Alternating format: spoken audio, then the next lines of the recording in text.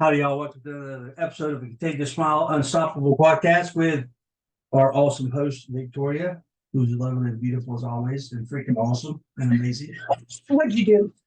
Nothing. What are you trying to get away with it? I don't know about you. Nothing. And my amazing Redneck redneck husband. Michael, who has informed me that I'm getting a little southern twang when I talk, which I've never been told that before. But okay, we'll go with that. So we have a lot to talk about tonight. See, now when I do it on purpose, I can sound southern. He's laughing at me. Okay, so a story all over the internet. We're going to have to talk about it, right? So officer pulls over an individual driving a pickup truck in excess of 100 miles an hour. We've all seen either part of the video or some of the video, some of which you see from the unit, some of which you see from the body cam, all of which shows completely different angles of what transpired. Officer does a pullover for a felony stop. Individual gets out of the vehicle and is kind of non-compliant from the jump. I mean, not resisting in the beginning. I would say he's non-compliant, but he's not with force. He's not being physically non-compliant. He's just being a smart ass. Would you agree with that? Mm-hmm. And then he asks him to put his hands on the back of the vehicle, back of the truck, and it kind of escalates very, very quickly from there. And sometime the video that was showing only showed up until when the person who got pulled over got shot. It doesn't go into further video. You have to really search to get further into the video. So what do you think? Because a lot of people are giving this officer such crap about how he handled it.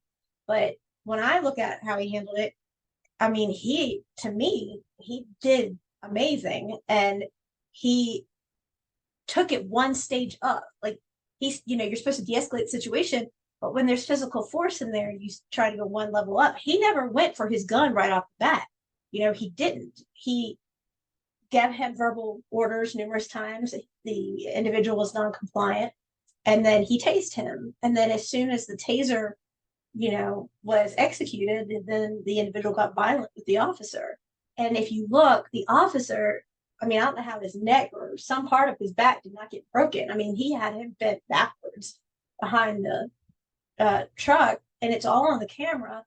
And then he grabs his baton or his asp, and then he proceeds to continue before he ends up having no resort left but to pull his weapon, and he shoots him in the side. But even then, once the suspect is down, he kept telling the suspect to stay down, and then he tries to aid him. He tries to help him, and everybody and then some gets on the scene. A lot of people are giving slack to the fact that a brake armored vehicle pulled over and helped the officer give him cover while they were trying to handcuff. And what is your take on the videos that you've seen? Well, Victoria, I'm glad you asked. This goes out to all the pieces of shit, spineless, no backbone, balls the size of a garden slug that passed that officer out there on the highway. I would have stopped. That was in plain view. Everybody's going to look at flashing lights on a cop car, and then they're going to be immediately drawn to the officer and the perp fighting. The brake van did go and come back and back up, but there were so many cars and trucks and semis that passed, and where's your backbone? Where are your ball sack at? Does your wife have them? Does your husband have them? Come on now. I would have pulled over and helped. You would have. And you would have kicked the perp's ass. You would have assisted the officer. Anybody. But a lot of women with morals should have done something. Because that could have been, the officer could have been someone's husband, brother, and dad, guess what? son. Now, granted, if just one more individual had pulled up, okay, let's say they have morals, they have ethics, they're going to have to help out the police officer, then that individual may not have been shot. Right?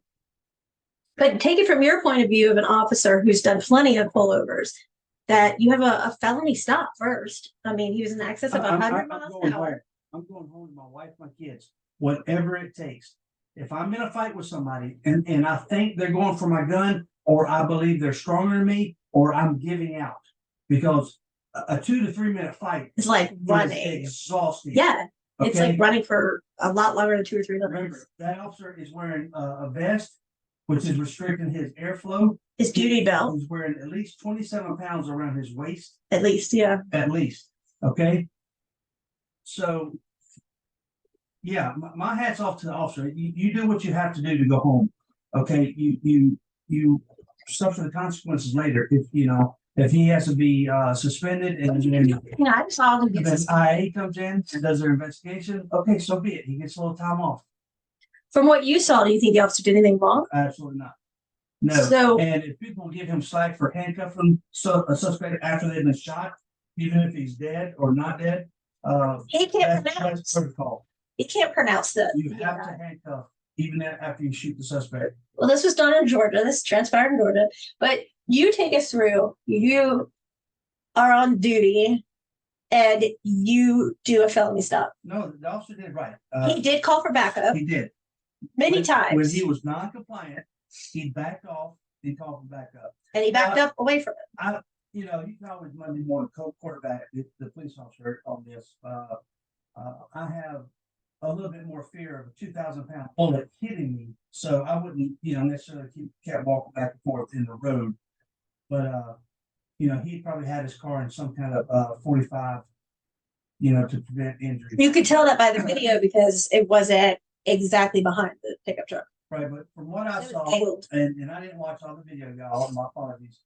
But I think the officer was 100% in the right. He stated to the individual that why he was pulled over and where to place his hands in the command, and then advised him that he was under arrest before he tried to put the handcuffs on.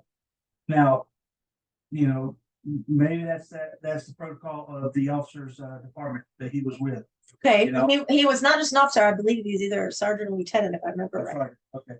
I think he was either sergeant or lieutenant, but he announced who he was, right, county he represented, and then he said, "Stop, or I'm going to tase you." Like he did give the command, and the guy was just being a smart ass. That's right.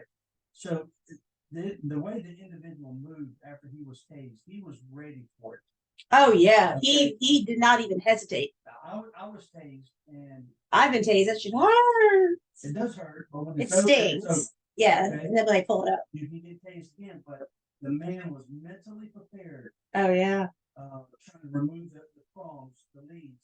He came out swinging from his body, and then the fight was on. Okay, his adrenaline's already up and going. So this man was ready to fight.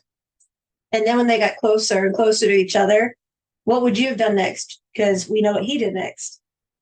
Well, I keep trying to tase him because it looks like he used the vehicle to brace himself instead of falling on the ground. He did. Yeah. With one hand, and he held it really tight fist with the other. And that's mentally preparing yourself right for what's going to happen. Because when you lock up, you lose your muscle control and you just fall down. Well, the officer couldn't see that the other hand was turning into a fist, but the car cam saw it, the police cam saw it, and that's when you see it from a spectator point of view that it's about to get into a violent mess. But then when he got literally in the officer's space, what would you have done at that point? You have to go to the next level of force. Right. His taser was very low on the chain. And from what I saw, it looked like he went for his aspeton. He did go for the asp. And I never saw him swing it because he was in too close. He didn't. He put it up against the individual to try and push him away from him when the perp was pushing his neck and backwards. And his glasses were flying. The officer's glasses weren't flying. So right then, the officer is outmatched. You resist the taser, then you resist the continued verbal commands. You're now fighting with an officer. This officer had to go for, which would have been a level 6 in my department, use of deadly force. Okay, this officer is going to give out. He's tried officer's presence. He's tried verbal commands, his verbal judo, he's tried his non-lethal taser. He went to the next level, a blunt object. He was too close for OC or pepper spray because he would have been affected as well. So the next thing after that is, fighting and your gun. So he went for his weapon. In my opinion, he was 100% justified, and he shouldn't be reprimanded or given any flack. I don't care if he's white, y'all. I don't care if the other guy was polka dot or if he was a Martian. Or vice versa. I don't care. It doesn't matter. The man was thinking about his life and his family. He was thinking about, I'm going home to my wife and my kids. Right. They depend on me. They need me. I'm not letting some dirtbag take my life and take away my child's daddy. Well, as soon as the perp was on the ground, he kept giving orders, stay on the ground, stay down, stay down. He leaned over, the officer leaned over his squad car, and you can tell that he was just done. I mean, he was spent. He had nothing left. And, he's on the radio. He's asking for backup. Where's help? He's calling an ambulance for this guy. And then he tries to render aid to the guy. It's not like he did a shot center mass. He shot him in the side, which if you watch the video, that's really where he could have only gone at that point because they were so close to each other. I mean, close combat quarters to each other. And then he literally didn't have any wiggle room. And then, you watch, he didn't sit down until there was at least 10 other people working on the guy.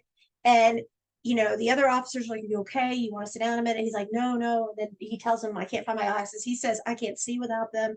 And then they put him in the car after they had all these people working on it. And at that point, nobody cares if it's a African-American officer, Caucasian officer, African-American perp, white perp, whatever the case may be. I mean, not all cops see it that way. Not all of them do. Some do. Absolutely some do. Some don't. And so he got in the patrol car. And if you continue to watch, he got in the patrol car. He's just, everybody's like, does he need help? Do you need help? And he's like, no, help him. And that's what he kept saying, help him. But then he's in the car going, oh my God, my face hurts. My face hurts. I mean, he got beaten in the face. It didn't look like it, but it could have. But I mean, he literally was just like, my face hurts. My face hurts. And then when they started to pick him up, the perp on the gurney, he lost it. He was crying. He was so upset. I think the adrenaline he came out of that tunnel vision and he realized, oh my God, what had just happened? And they said, bro, don't worry about it. We're going to handle the unit. We're going to have someone take you back to the station. And he was just, and then everybody's up in arms about the officer's code of conduct, like how he acted in this. And I don't understand that. Yeah, no. Folks, this is not like a movie where everything's choreographed and these folks fighting kung fu style and not breathing hard. No, it's all out, balls to the wall. These suspects fight you, these perps fight you. I fought inside the jail, and normally it's the little guy that wants to fight. It's never the 3-count capital murder suspect in there. But yeah. And take a minute and watch a 60-second hand go by for 60 seconds. Oh yeah. See what all transpired. And watch how long that video of that fight was. So like I said, my hat's off to the officer. Kudos to him. He goes home at the end of the night. Right. Okay. Now I bet later on we'll find out there's more to the story on the individual. Was there more felony warrants for his arrest? Where it had not said. It had not said. Nothing that I heard said that at that point. Hopefully they went to his house, done some type of search or investigation. I haven't heard. Well, I hope the officer's all right, and he's going to be in counseling, therapy, probably desk duty for a little bit. So yeah, I wouldn't give him flack. Y'all ease up on these folks. You need them. You want them. When something happens and you are the victim, if you will, kind of that word, it's the cops you call. But the minute they do something that people feel that they can just radically assassinate the officer for, metaphorically speaking, they're so quick to jump on it. But when they need help, they call that same officer who comes out. And that officer runs into the threat where most people run out of the threat. So they need to take that into consideration because, that officer elects to put that uniform on. That officer chooses to go out there and try to keep your town, your county, whatever safe, so that your family is safe. And so are there bad, crooked cops? Absolutely. But are there those good cops like my husband? Absolutely.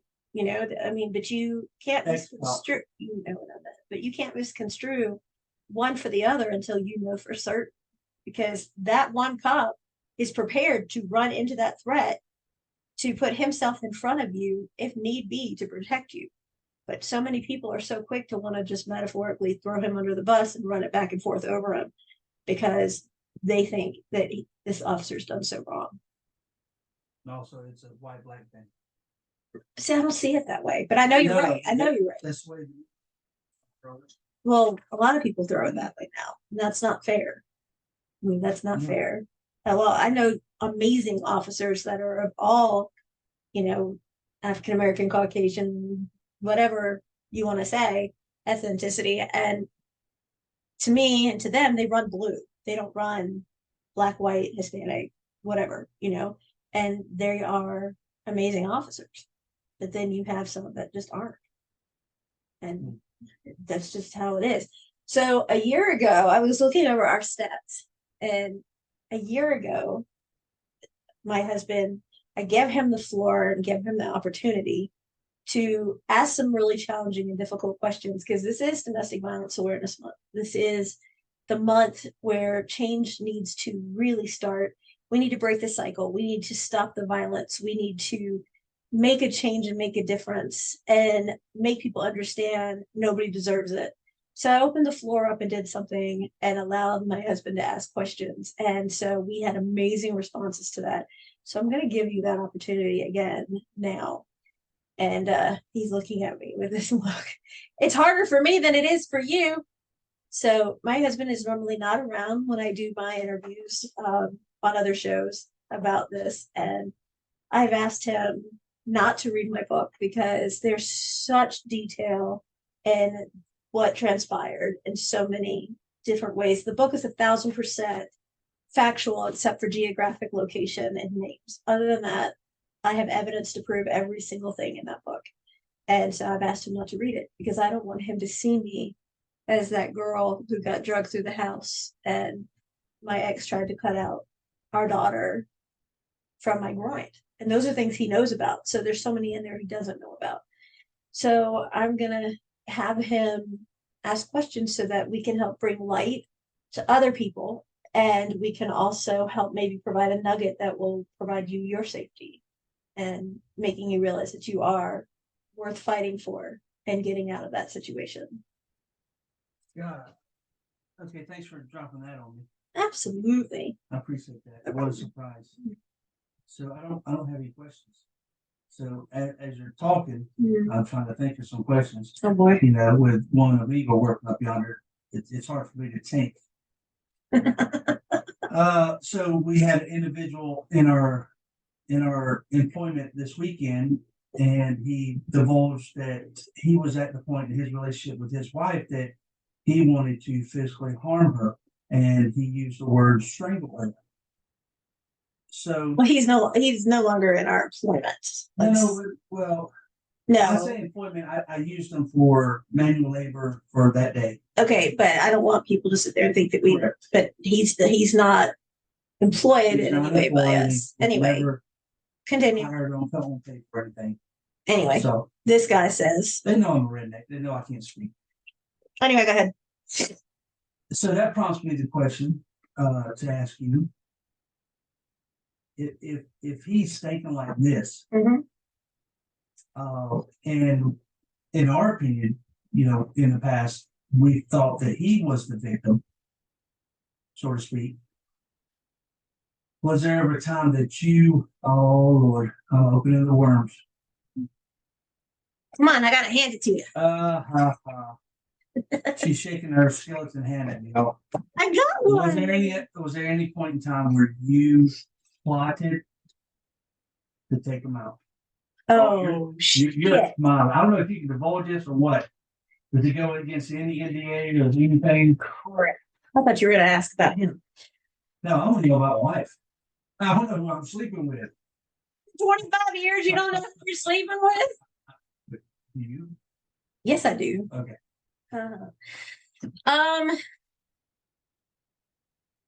I've had amazing people in my life who have asked his whereabouts.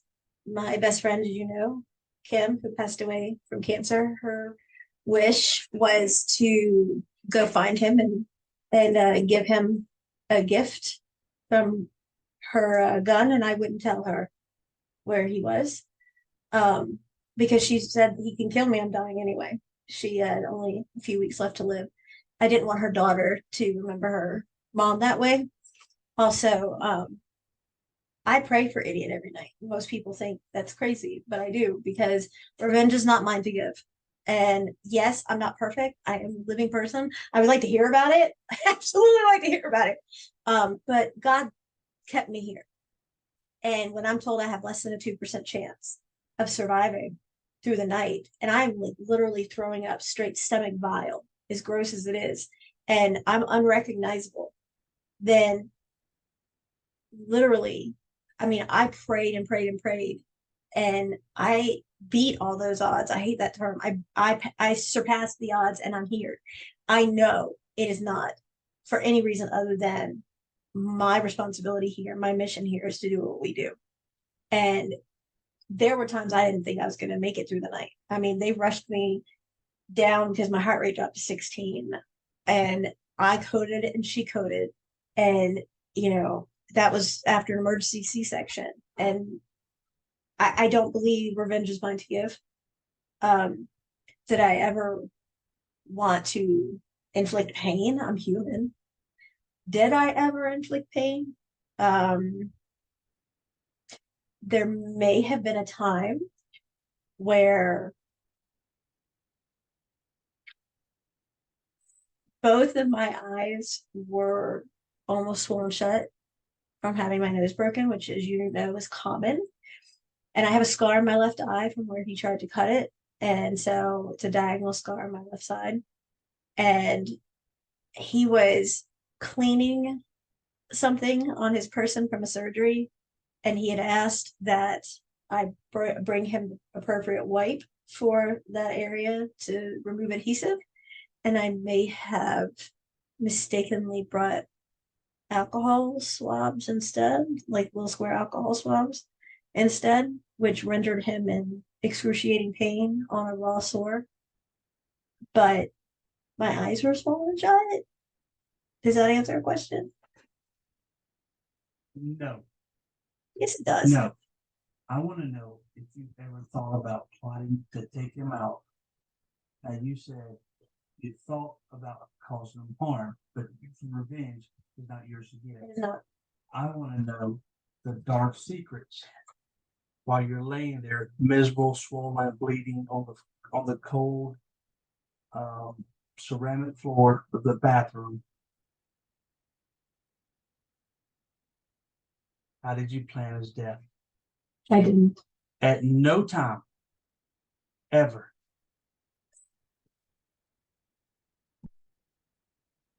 I damn sure would have 1,000,000,001 ways. I didn't want to have my daughter in jail. Okay. And at that point, I did not believe I had anyone on my side. I carried a knife with me everywhere I went, and I hid it where I knew he wouldn't go looking for it. I had a loaded gun in between the mattress and the box spring on my side of the bed. But as you know, when you are strung out on a conglomerate amount of meds and drugs, that if you were to shoot somebody, they're going to keep coming at you. And I knew if it got to that point where I did shoot in self-defense, that if I didn't get him out on the ground, then he would have taken that exact same gun and shot and killed the two of us. And I knew that. And if you've ever had a concussion and you normally have black eyes and you have a concussion and you're seeing threes, it's even harder to take that shot. And I used to be a really good shot, is the fact that to be able to do that and you see threes and you're going in and out of consciousness. And my big fear was, I go out of consciousness, I have loaded gun, and there he is. he would take it from me. He has put a loaded gun to my head. He has done everything but pull the trigger. And so I was very cautious and careful because I was petrified on the what if. I tried to leave early on, and he shot and killed my dog to show what he would do if I left. And that was in front of a friend at the time who was there, who you aren't fond of. And he saw the whole thing, he witnessed it and didn't do anything. And I just prayed about it continuously. I thought there wasn't a day that went by I didn't think of you. And that's the gospel. And I kept thinking about it, don't make it out of here and never see you again. And when I did want to give up, now I will be honest and tell you there were so many times I wish he had just killed me because it was so unbearable. And I couldn't stand it. I couldn't stand the mirror. I couldn't stand Monday was my favorite day of the week. So I go to work. I hated even being in the same vicinity as this monster. And I couldn't go anywhere at all. I went to the grocery store. If I took too long, he showed up.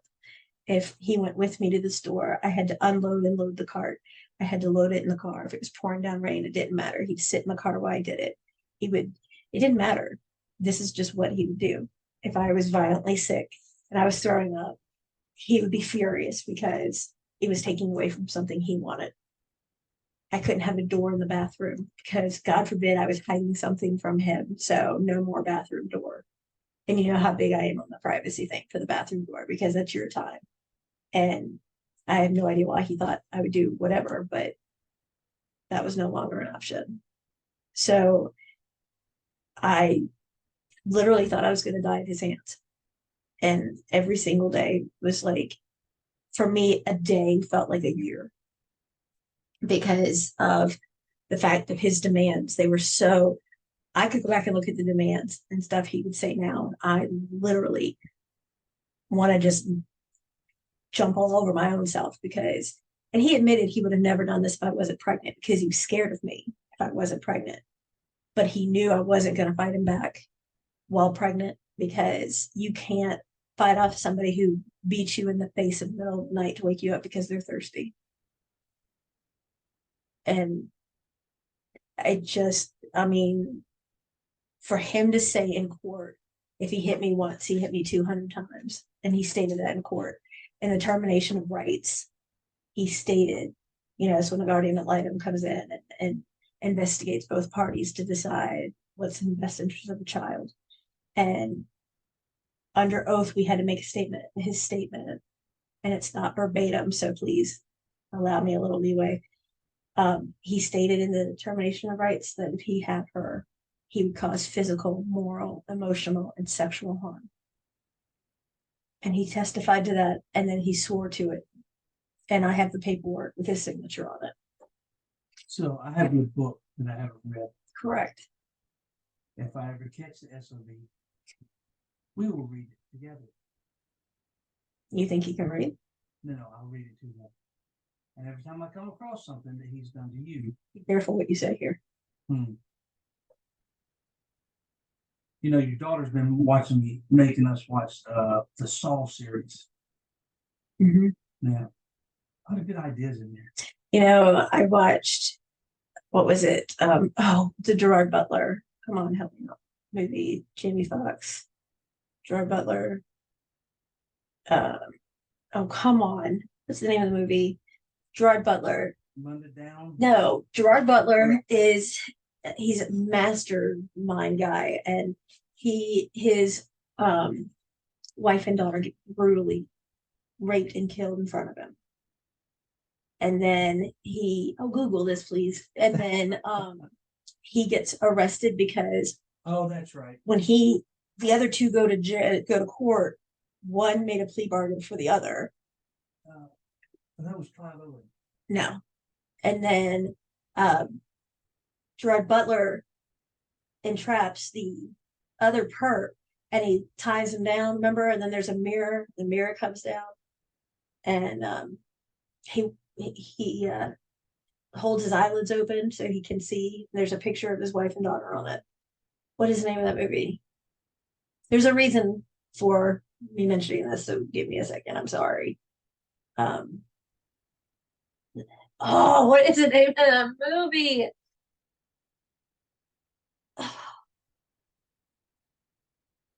I'm looking. The reason I mentioned that, and of course my husband is going to make a face of some sort when I say this, is when I saw the movie, I literally was like, oh, absolutely. Not Last Seen Alive. No.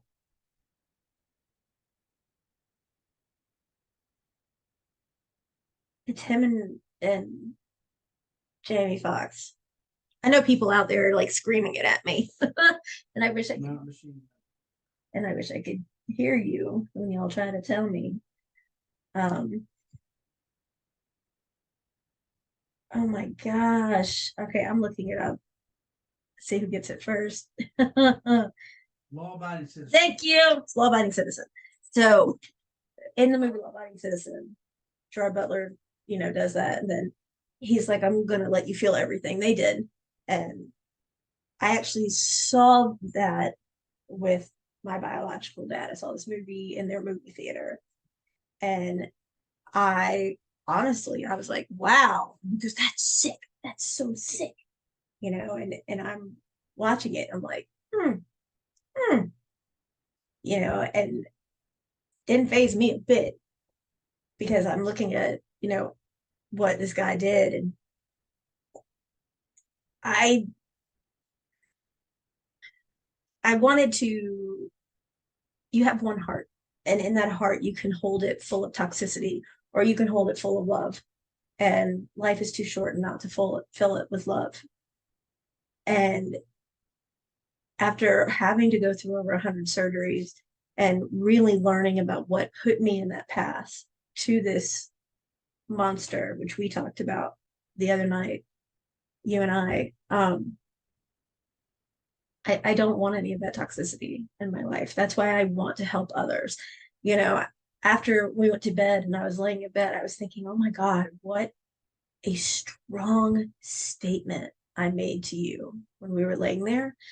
And this is a trigger warning, and I apologize in advance. But I was laying there with you, we were talking, and we were talking about how the average person goes back to their abuser on average of 7 times. I didn't go back to idiot. I went back to my biological parents. And when I think about it, that powerful statement, do you remember what it was? That powerful statement I made to you, that the person who was supposed to show me how to live life put a man in my life to kill me. Yes. Because my biological dad, who everybody gets annoyed with me because I still check on, I want to make sure he's okay. Is he doing all right? What's happening? And I'm getting better. I'm getting better. It's not as frequent, but I don't have that cold-blooded heart. If I did, I'd be just like them. When I went through my amputation, they knew and they didn't reach out. When Faith had multiple surgeries, they knew and they didn't reach out. And when we got that horrific news that Faith was in a life or death situation medically, and we were being transferred from one hospital to another, they found out and nothing. I would have dropped everything and I would have been there. And I know that, and you know that. Do I wish that I could be that way? Not always, but my biological dad told me that he put him in my life. And how do you put someone in your child's life that is going to do harm to them? I mean, if somebody put anyone in front of any of our 3 kids, they're going to go through me. I don't care. How much was your life insurance? Over $1 million. Yeah, being a benefactor. He thought he was. That's the only reason I can see. What loving parent would do that to their child? Well, idiot took out life insurance on Faith and tried to put in a claim that she was deceased. And she wasn't, obviously. I mean, you've known my biological forever. What is your take on them? Piece of shit. Could you be any more generic? Oh, I'm sorry. Low down scumbags. Sure. Sure. I get asked all the time, who's worse, biological dad or biological mother? Because Definitely the dad. because he's not The mother consistent. doesn't She's consistent. She doesn't have but one brain cell. She's So she always does been not have consistent. function She's any other always been against me. She's never wanted me around her life. And I've always been the black sheep. And then my bio dad would wheel me in, and everybody thought I was his golden child, which was absolutely not true. I was his excuse for his extracurricular activities, and all I wanted was acceptance and approval. And I've worked really, really hard to get past that. So then, since I only asked you one question, really, what would be your advice to these survivors out there now going through this? Plot, no plot, don't go through with it. Don't go through crime with is it, because punishment. the way that our society and government is right now, which is, excuse my French, absolutely the most screwed up, ridiculous crap I've ever heard of when it comes to these laws. The laws need to change, first and foremost. Second of all, more survivors of abuse are incarcerated than the son of a bitch who actually did the abuse. They're getting away with it, and we, the survivors, are paying the price. We are the ones who have to prove our innocence. We're the ones who have to prove that they're the ones who hurt us. And because of that, we end up in jail because no one else is protecting us. And that is not okay. It's absolutely not okay. It's not right. And the law is not on our side. What's the worst they're going to do? I mean, they give them a temporary protective order or restraining order. It's going to piss them off. And then they're going to get out of jail and they're going to come right back. And then what? They get a warning or they get whatever, you slap them on the wrist, whatever. They come home, they beat us again. And they take one of us out of the equation. If we have self-defense marks on us or self-defense marks on them, and we're the ones going to jail, which is not fair, especially when you know that there's this history here. Nobody is there to protect us except us. We don't have anybody fighting in our corner for us. And that's the only way in term that fighting should be applicable here, is that when you use it in that scenario of we're fighting for ourselves, because the term fighting should never, it's not a relationship. A relationship is two individuals equally in this together. If you have someone who is abusive, controlling, narcissistic, psychopath, then it's not a relationship at that point anymore, because it's someone who is controlling you and taking charge of you. And that is not a relationship, and you deserve better, and you can get better. Believe me, you can get better. And I have so many people come up and say, well, you only hit me once, you only hit me twice. That's all it takes. Is once it's done the first time, it's going to happen again. And then it's going to move to the pets or the kids or both. And people say, no, no, no, no, no. Yes, yes, yes, yes, yes. It will. And that is why laws need to be put into effect that protect us, that protect our kids, because our kids are learning that that behavior is okay for them to implement in their daily life. And it is not. So, since I can piggyback off this, you teach others how to escape their situation, How to survive and how, live. and how to prepare. Yes. Prior to getting away or getting out. Yes. So, what's some nuggets in that aspect? Since we don't plot. No. There are many, many things that you can do. I did a show the other day that was really hard for me, because I was asked that question, and the person interviewing me said, oh my God, I would never in a million years think of anything you just give us. But you really have to be living in that hell before you could ever come up with anything of that nature, because you can't just come up with this on your own. I always tell women, if you know that something's going to happen, that because there's a cycle, they're always in the cycle, then get your kids in a totally different place on the opposite side of the house. If you know that he's going to come home in that mood, have your kids in the other side of the house, far away. Do whatever you can not to be in a kitchen or a bathroom. Try to be in a main open room. Don't ever be in a corner, because then you are cornered, literally. I tell everybody, don't be on the top of the stairs. Don't be on the bottom of the stairs. They'll drag you up the stairs. Make sure that the hallways are clear, because anything that's on the ground can be used as a weapon. Anything. Doesn't matter what it is, it can still be used as a weapon. I stopped wearing necklaces. I stopped wearing ties with my suits. They were used for strangulation. They were used for ways to literally tie me up. They were used for beating. That was why I don't do necklaces anymore, or scarves or ties either. You can start doing small changes around.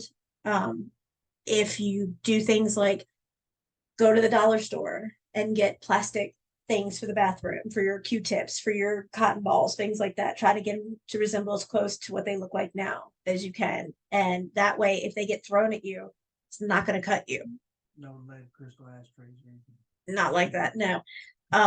Another thing is when they're controlling your finances, what I did, and I was the moneymaker, was when I would go to, say, Walmart or the grocery store or anything of that nature, he would always look at the bank statements. And so he would just say, like, Walmart, $220.18 or something like that. And what I started doing is going, and where it says cash back, I would take 40, or I would take 20, or I would take whatever. And then I started keeping cash in places he wouldn't know. Then when I started, getting a little worried about there being a lot of cash, I would go and get prepaid Visa card, prepaid gas card, prepaid phone card. I bought a prepaid phone, extra car charger. He took the car charger away so that I couldn't charge the phone. So I had that, and these were all hidden in different places. Whenever you go to the grocery store, anywhere there could be cash back, it doesn't show up on the receipt, get it and start putting it away. Put it somewhere he wouldn't suspect. And then you're going to start being able to put that away in order to get out. Start transferring stuff around. Especially like if you have kids, take the knives out of the kitchen and just say, I don't want whomever our kid is to grab one of the knives. Start literally just little things. I had a steel brush and he would beat me in the face with it like it was nothing. So I bought one of those soft baby brushes, and I blamed it on the pregnancy that I had a really tender head, not to mention it was bashed in every other day, that I needed a softer brush. And so the brush still hurt, absolutely, but it's not steel. It's not a heavy steel brush.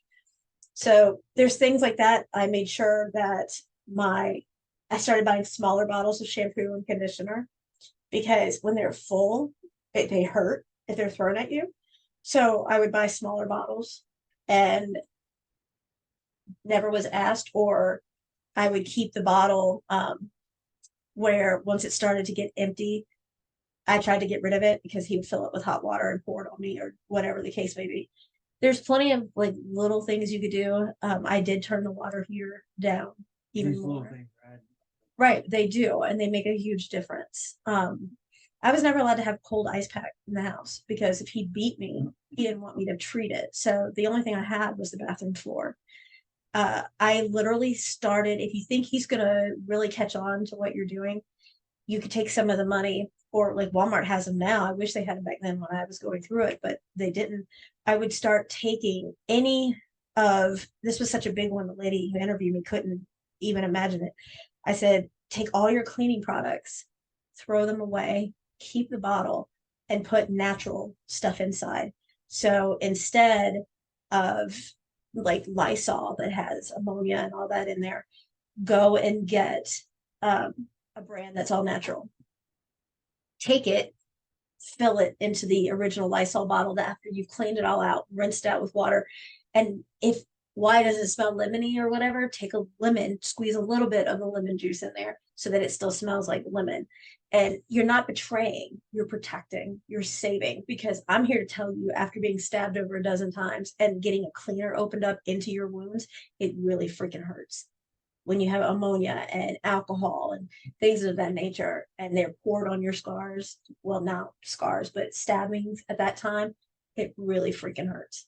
So take that cleaning stuff. I mean, one time he tried to open up a bottle and spray my eyes with it. Luckily, it was just all natural stuff. and it was because I had cleaned it. It was baking soda and water, hydrogen peroxide, and I think I put lemon juice in it. But and I didn't know any of that until he'd done it the first time with the chemicals. And so that's when I started getting rid of them and putting the other stuff in it. So that leads me to point out my wife's book, her memoirs of this horrible ordeal that she spent with this monster. Y'all go on the website and Or Amazon and buy her book. Y'all get to know my wife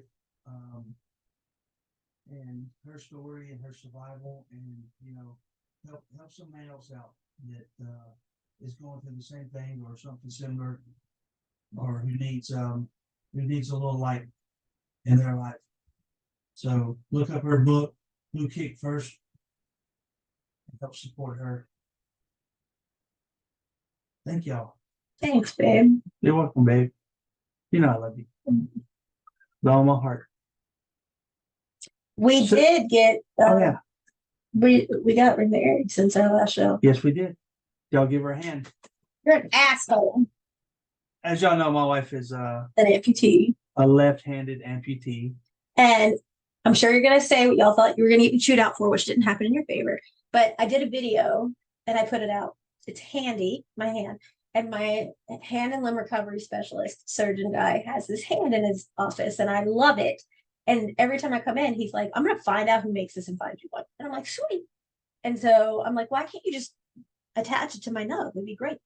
And so I made a video last time because I went in there for my post-op, because I'm not even 2 weeks post-op from my last surgery. And my husband and Faith thought I was going to get the plumbing done on me because my surgeon was going to give me the roto-rooter cleaner because all of my stitches are out before I went in for my appointment. How many were there? Oh, I don't know. Triple. A lot. Not as many as my amputation. Let's just say that. I'm doing my exercise. Don't look me all weird. Anyway, so when he came in, he looked and I told him, and he's like, I have no idea how you take out stitches one-handed. Like, I just can't understand how you do it. I've tried. I can't do it. And I said, well, no disrespect. I love my surgeon. I think he's phenomenal. I said, but you suck at taking out stitches. You hurt. You have a very heavy hand. The suture kit ends up in the incision, which is very tender, and he pulls them out. And I was like, it's fine when you put them in if someone is, twilighted or asleep, but to remove them, he is quite uncomfortable. And so Faith is back there just like waiting on me to get it. And I said, my daughter's back here waiting on you to yell at me about taking out my stitches. He goes, why? You did a fantastic job. I want you to take out all my patient's stitches. Teach me how to do it. And so, of course, I got the laugh of it. And I ordered my hand, and it came in, and my husband just put his Canada Dry can in it to hold it. And he was laughing. But yes, and we got remarried, did our vow renewal again. We do it every year, so we stay newlyweds. So that was awesome. And he's looking like I made him lose his train of thought again, which is my fault, I guess. No. So what were you gonna say? Nothing. Nothing at all. Yeah, I called bluffing. Domestic Violence Awareness Month. Come on, here we had here it is. You have an opportunity. No, I'm done. That was it. And I can't tell you how many times I've come up with a plan and then rearrange the plan to accommodate something else. Yeah. Like what kind of plan? Oh, that's not for you now. But it's not your fight. Really? It's my fight. Really? Yeah, really. Are you my wife? Yes. Okay, then. I'm a part of you now. You've always been a part of me, number one. And number two is... So it's our fight. No. If he Really? walked up somewhere in public, I could guarantee you he would walk right up past you and hit me. And right up. we... And then you take face. No. Oh, yeah. Oh, yeah, because it's me he'd hit. And it's self-defense. And what man would allow that? Oh, huh? Let me hear it again. You need wow. to protect our daughter. Really? Mm-hmm. And not the wife? I can protect myself. Really? Yes. So I'm no longer needed. I didn't say that. I need you You to told get, me to get the hell out of the picture. I told you to get our daughter to safety. Exactly. That's protecting our child. She's small. She can go up on the table. That's not funny. She's a small child. You know I know how to fight. I ain't leaving you, woman. Are you talking about for the fight or are you talking about in life? Ever. Anything. Are you talking about the fight or Everything. But it would be my self-defense because I have sworn in court. No, I have sworn in court I would never seek his place of employment or his place of residency. And I haven't. I never have. But if he violated the permanent restraining orders and he approached and did something to me, it is self-defense. I am disabled and I have the right to protect myself. I have the right to stop the threat. Being your husband, I have the right to protect my family. But, and both of us carry. Not that we probably get to it in time. A spoon to the carotid artery. Really? What? Did I say that out loud? No. A spoon. A spoon. How,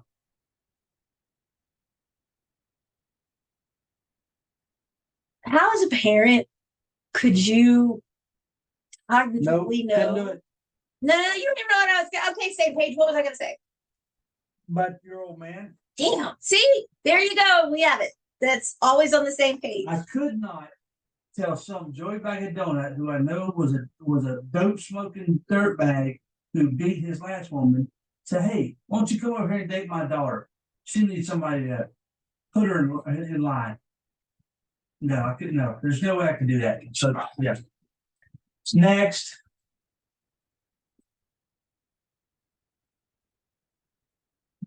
Is that about right? I just don't know how somebody could do that. I don't need it.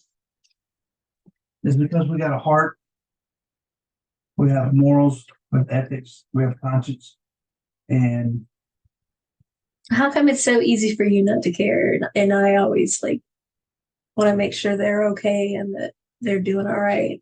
I have a switch. I thought you disabled that switch. And I have been told by decades of counseling that if I didn't have that ability to care like I do, I would be just like them. But I'm not like them. And it took me a long time to know that. They think I'm a horrible person. And that's common for an undiagnosed narcissist to be that way. I'm diagnosed. But never. Wait, you're the doctor. Ever. Never, ever, ever. You didn't say doctor. You're a doctor. Never in my life. I don't care if you came to me with $5 million, but I take that money over my family. Never. I could not take that money over my family. I could not take a 10,000 square foot mansion. And he didn't pay him. I don't know. I don't know. I don't know. I do know that he helped him retain counsel and sued a couple different things, and he won.